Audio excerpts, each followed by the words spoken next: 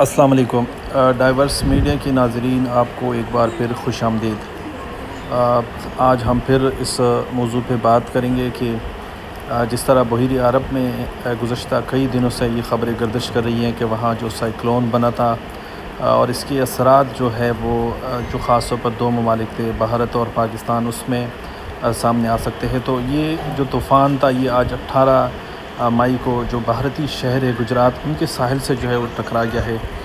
لیکن اس کے اثرات جو اس وقت آپ یہ مناظر اپنی اسکرین پر دیکھ رہے ہیں، یہ کراچی کے ہیں، جہاں پر 18 تاریخ کی سپہر کے بعد جو ہے وہ تیز ہوائیں جو ہے وہ چلنا شروع ہو گئی ہے، جس کی وجہ سے کئی مقامات پر جو ہے وہ جو بلند بال عمارتیں ہیں ان کو نقصان پہنچا، اور جو درخت تھے وہ اکھڑ گئے ہیں، نیچے گر گئے ہیں۔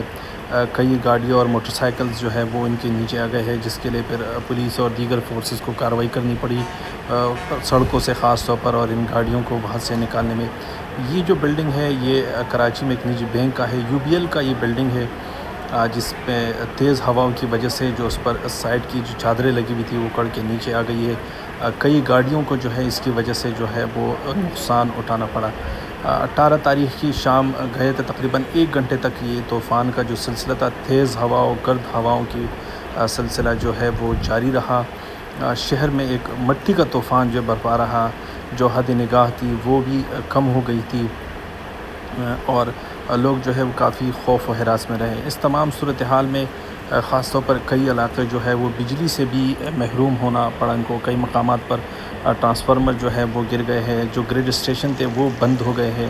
اورنگی ٹاؤن اور اسی طرح جو دیگر شہر کے علاقے ہیں وہاں پر کئی ٹرانسفارمر جو ہے وہ نیچے گر گئے، جس کی وجہ سے کوئی جانی نقصان تو فوری طور پر اطلاع نہیں ملی، البتہ کئی علاقوں کو، رہائشی علاقوں کو خاص طور پر طویل دورانیے کے لیے جو بجلی کی فراہمی ہے وہ منقطع ہو گئی ہے۔ شہر پر کئی گھنٹے تک اس طرح گرد و غبار اور دھوئے کا ایک منظر جو ہے وہ پیش کرتا رہا، اور دھوئے کا اور گرد و غبار کا یہ راج جو ہے جاری رہا، لیکن چند گھنٹوں کے بعد جو ہے وہ موسم صاف ہو گیا اور جو تیز ہوائیں اندھی تھی وہ ختم ہو گئی ہے۔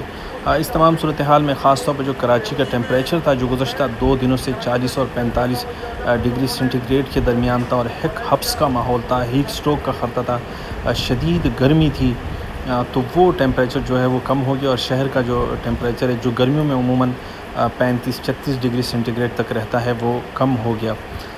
تو اس طوفان کی وجہ سے خاص طور پر کراچی میں کوئی بڑا جانی نقصان نہیں ہوا، البتہ کئی لوگ جو ہے وہ زخمی ہو گئے۔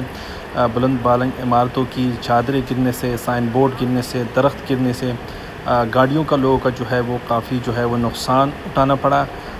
یہ تھی آج کی اس ویڈیو کے حوالے سے تازہ ترین صورتحال۔